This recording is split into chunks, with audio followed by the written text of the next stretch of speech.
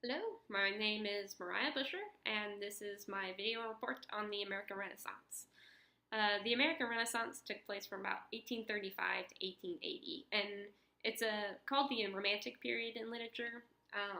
And I think uh, both this and the term Renaissance are good terms for this time period. With Renaissance, this was the kind of golden age of American literature. This was when Americans really had found their unique voice. There had been in American literature before, but it had focused on politics and history, and it was mostly nonfiction.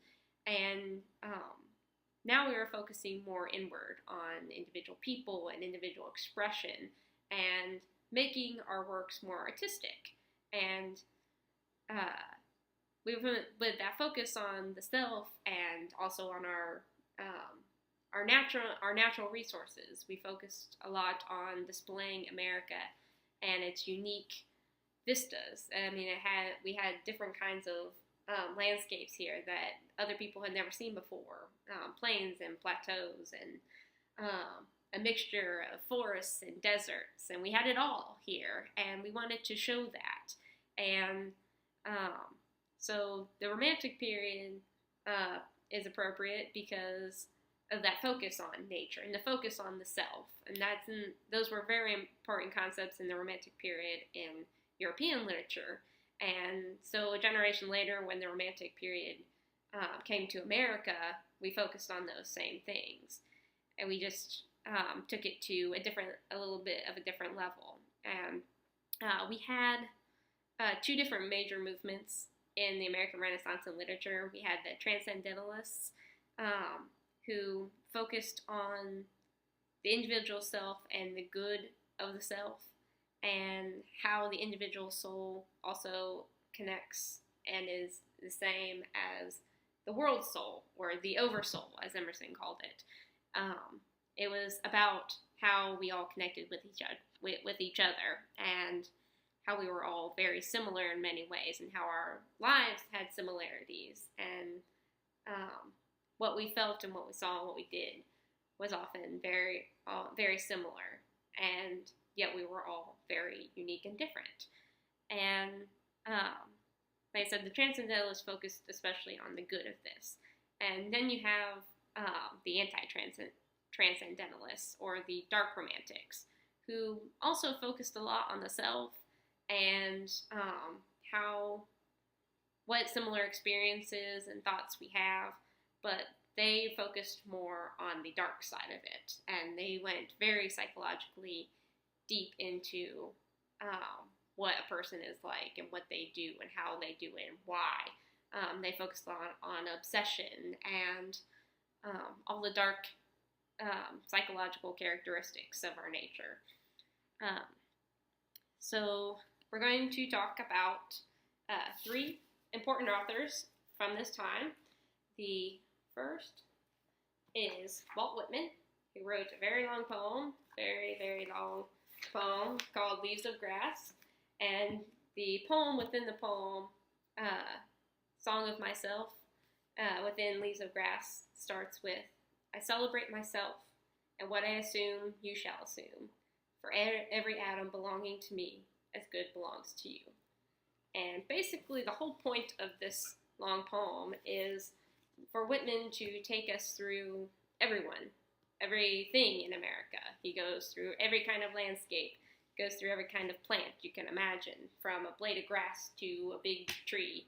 And he also goes through all of the insects, all of the small creatures, all the animals, all the different kinds of humans there are. He focuses on the rich and the poor, the young and the old, the sick, and he focuses on everyone.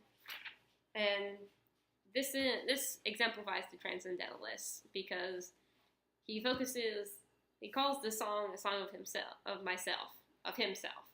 It is about him going through all of these experiences. This is told with I. He says, I celebrate myself, I assume. And it's his experience, but it takes us through everyone's experience. And that's what makes it a transcendentalist work. And it's a wonderful work. And the other writer we will be talking about is Emily Dickinson, who wrote all of these lovely poems. Emily Dickinson focused a lot, very deeply on the self. She was very self-reflective. She was reclusive, but she did that in order to focus on her art and focus on her writing. She wrote poetry, she wrote letters, everything was writing to her. And she lived such an individualistic life, so she focused very inward, and she found things that were universal to us all. She got to the core of herself, and by doing that, she got to the core of all of us, which is why I think her poetry is still so popular today, because you can read one of her poems and think, yes, I've thought all these things, or I've noticed all of these things, or that's true for me. But these were just poems that were true for her. This was entirely her experience of life, which seemed narrow, but like Whitman, she was able to take herself into everyone. She writes poems as a bee, and she writes poems as frogs, and she writes poems as books, and all the things like what Whitman took us through with Leaves of Grass, she does in her poetry as well. And one poem especially catches my interest, and I think does a good job of showing these universal ways of looking at the world, these similar experiences, as well as showing how we all end up the same, but we all have individual ways of, in this case, failing. The poem is 448, and it reads, "I died for beauty, but was scarce adjusted in the tomb, when one who died for truth was lain in an adjoining room. He questioned softly why I failed. For beauty, I replied, and I for truth, themselves are one. We brethren are, he said. And so, as kinsmen met tonight, we talked between the rooms, until the moss had reached our lips and covered up our names."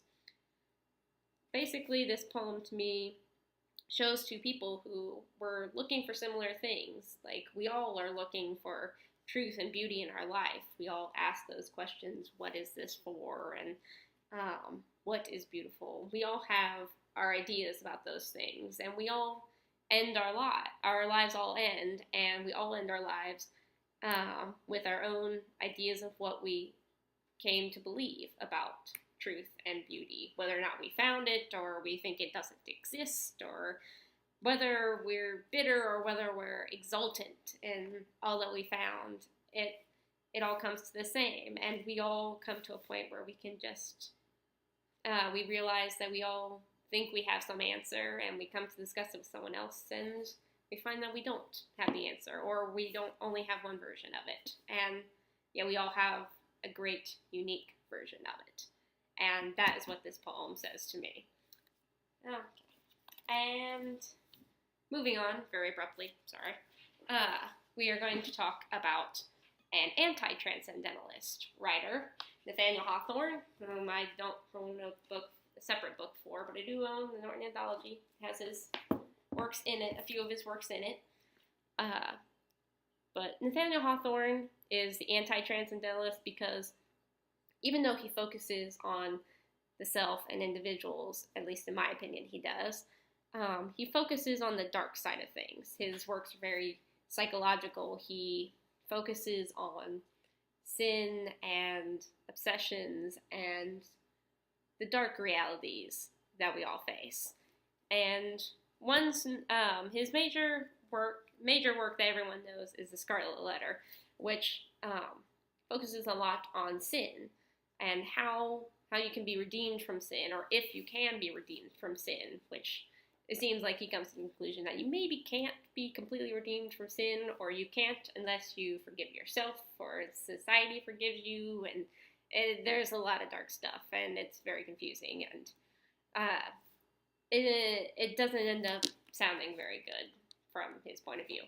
But one of my favorite works is here in the Norton Anthology called The Birthmark, which is about obsession. And it's about one man's obsession with the woman he loves. He loves this one woman, except she's got this little birthmark on her cheek. And it just drives him mad. He can't stand it. He shudders when he sees it. And his obsession grows so badly that she grows to hate it just as much. She won't go out in public, and she urges him to find a cure, and he does. And unfortunately, the cure kills her. And we feel his despair at the end. In the very last lines, it says, "He failed to look beyond the shadowy scope of time, and living once for all in eternity to find the perfect future in the present."